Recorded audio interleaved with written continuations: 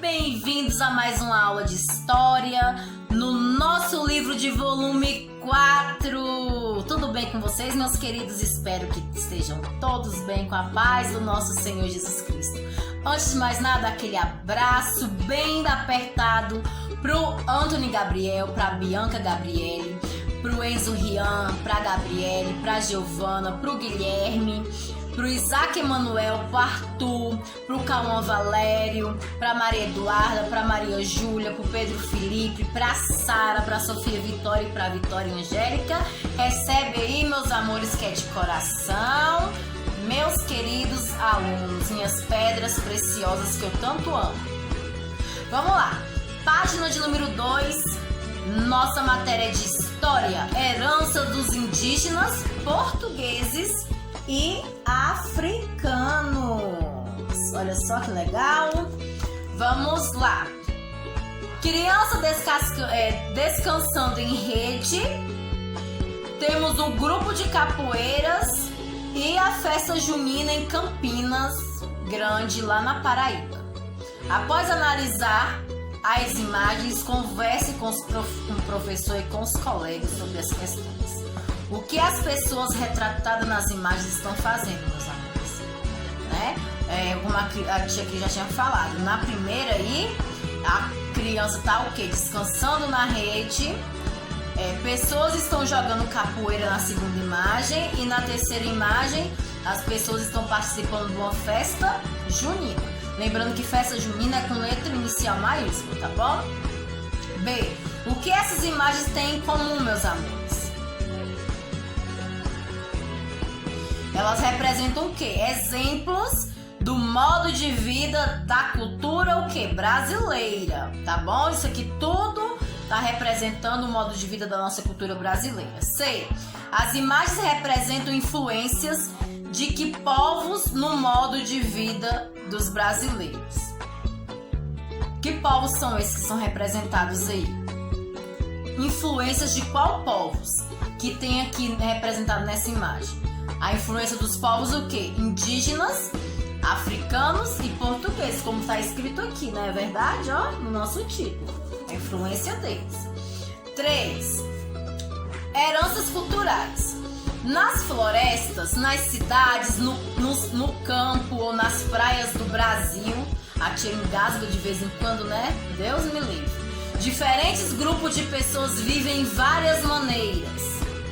Muitos desses grupos conservam costumes dos antepassados, o que influencia o modo de vida de uma sociedade.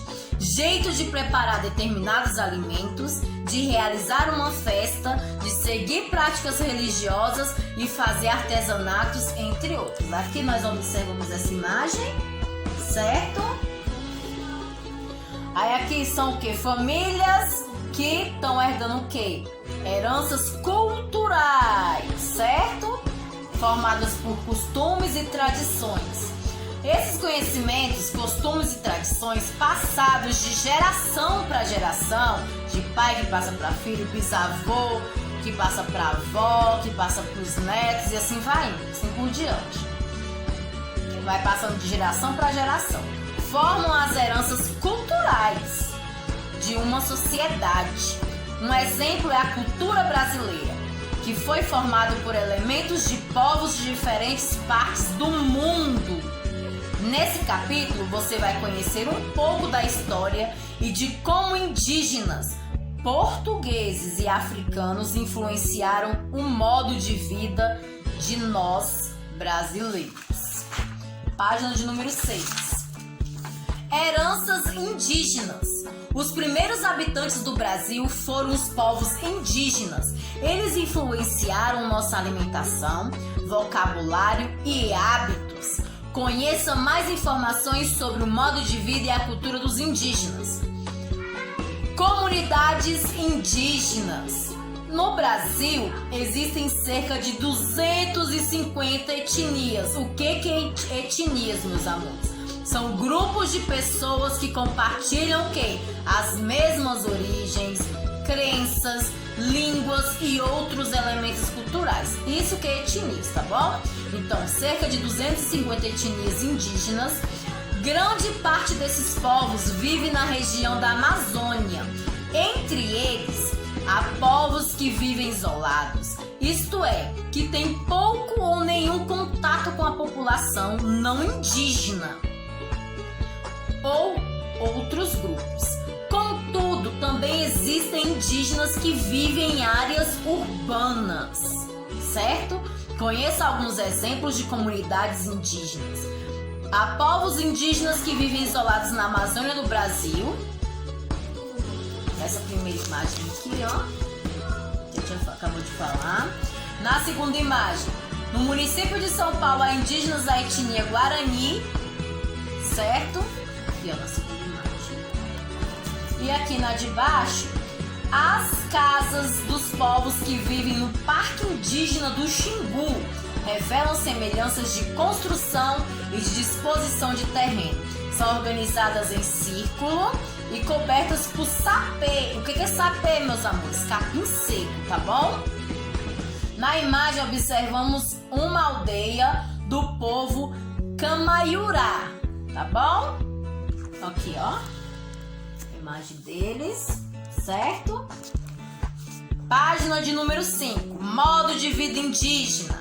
A vida dos indígenas está diretamente relacionada à natureza. Dela, os indígenas retiram alimentos que podem ser cultivados em roça, como o milho, o feijão, o amendoim, a batata e entre outros, ou obtidos por meio da coleta da caça ou da pesca, caça de animais, né, e pesca. Aí aqui temos a imagem de mandioca, que é um dos principais alimentos consumidos pela maioria dos grupos indígenas. Nós temos o milho, o feijão e o amendoim, tá, né? E também os povos indígenas coletam alimentos da região onde vivem, como mel, coco babaçu e outros frutos, tá bom? Aí tá aqui as imagens, certo? Muito bem. Os povos indígenas compartilham muitas semelhanças no modo de viver. Uma das semelhanças é a forma como organizam as tarefas. Aí as nossas tarefas do dia a dia. As mulheres cuidam das crianças, da preparação dos alimentos, do plantio e da colheita na roça. Para isso, confeccionam os objetos usados nas atividades, como cerâmicas e cestos. E os homens indígenas, por sua vez, preparam o terreno para a roça, além de pescar e caçar. Eles também produzem utensílios para usar nas atividades do dia a dia. Alguns exemplos são as canoas, as armadilhas, os arcos e as flechas. Aqui o exemplo aqui no imagem de uma mulher moendo grãos de milho na aldeia do Acre, certo? E na outra imagem é um homem indígena pescando no rio Xingu, na região amazônica. Imagem, meus amores. Tudo bem. Página de número 6. Objetos indígenas. Geralmente, os indígenas produzem os objetos necessários para a própria sobrevivência. E para a prática de rituais, essas peças são feitas de materiais encontrados nas florestas, como madeira, argila, fibras e palha vegetais. São pouco mais de 100 itens de que os indígenas precisam para viver. Embora os indígenas tenham semelhanças no modo de viver e de pensar sobre o mundo, cada grupo tem identidade e culturas próprias, de acordo com a etnia. Desse modo, existem diferentes danças, comemorações e rituais. Aí aqui, ó, cestos de palhas trançados, tá bom? A primeira imagem aí, ó, cestos de palha trançados, formando desenhos, muito lindo por sinal. Aí aqui, os indígenas Vauajas são conhecidos pelas suas cerâmicas e também pelas suas máscaras que são utilizadas nas festas, ó. A máscara, tá bom? Também nós temos aqui os carajá, confeccionam bonecas que retratam a visão de mundo e de modo de viver desses indígenas, tá bom? Essas bonecas são usadas para contar histórias, na verdade. Aí nós temos aqui as pinturas corporais. Diversos indígenas pintam o rosto e o corpo quando há eventos na aldeia. As tintas são naturais, feitas de sementes ou de frutos. Por exemplo, a semente do genipapo é usada para a produção de uma tintura de cor preta e o urucum para a cor vermelha. Observe essas imagens de pinturas de alguns povos, tá bom? A cultura aqui da etnia Assurini. Essa primeira imagem. Na segunda imagem, etnia Tapirapé. E na terceira imagem, etnia Bororoboi. Essa daqui, ó. Certo? Página de número 7. A cultura indígena no nosso cotidiano. No início deste capítulo, estudamos que usar redes para dormir ou descansar é um hábito que herdamos dos indígenas do passado. Outros hábitos indígenas incorporados no cotidiano brasileiro são, por exemplo, comer beiju de mandioca e tomar banho todos os dias. Vocabulário indígena. Você já percebeu que o nome de muitas cidades tem origem indígena? Curitiba, Itajaí, Itapoã e Igaraçu são alguns exemplos disso. Embora a língua portuguesa seja a nossa língua oficial, a língua tupi foi falada por muito tempo pelos habitantes do Brasil no passado. Muitas palavras que conhecemos são de origem tupi. Conheça algumas dessas palavras aqui nessa ilustração, ó. A tia vai falar agora para vocês. Paçoca, tamandaré, jururu, bagé, arara, perereca, tatu, tucano, bacuru, bacuri, jabuti, maracanã e sabiá, tá bom? São palavras aí de origem tupi.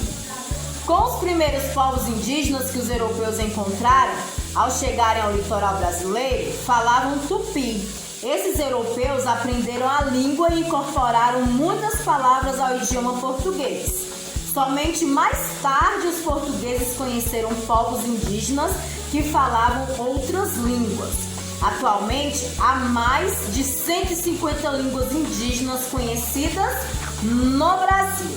E para finalizarmos aí a página de número 8. Vamos lá então, página de número 8. Atividade. Eu faço parte da história.